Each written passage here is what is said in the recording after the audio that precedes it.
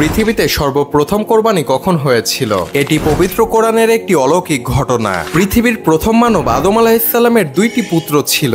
একজনের নাম হাবিল এবং অপরজনের নাম কাবিল। হাবিল ছিল একজন সৎ মানুষ যিনি পশুপালনে নিয়োজিত ছিল এবং কাবিল ছিল একজন হিংসুটে মানুষ যে কৃষিকাজে নিয়োজিত ছিল। আল্লাহ তাআলা হাবিল ও কাবিলকে একদিন পরীক্ষা করার জন্য কোরবানি করতে বললেন। আল্লাহর হুকুমে হাবিল কোরবানি করলেন একটি ভালো স্বাস্থ্যবান পশু এবং কাবিল কোরবানি করলেন তার জমির খারাপ মানের ফসল। সে সময় কোরবানি কবুল হওয়ার অলৌকিক পদ্ধতি ছিল।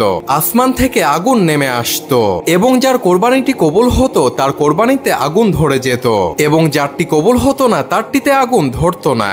হাবিল ও কাবিল যখন আল্লাহর হুকুমে কোরবানি দিলেন তখন আসমান থেকে আগুন নেমে এসে হাবিলের কোরবানিটি পুড়িয়ে দিলেন, অর্থাৎ হাবিলের কোরবানিটি কবুল করলেন এবং কাবিলের কোরবানিটি কবুল করলেন না। এতে কাবিল হিংসায় অন্ধ হয়ে পড়ে এবং তার ভাই হাবিলকে হত্যা করে। আর এটাই ছিল পৃথিবীর ইতিহাসে সর্বপ্রথম হত্যা, আর এটাই ছিল পৃথিবীর ইতিহাসে সর্বপ্রথম কোরবানি।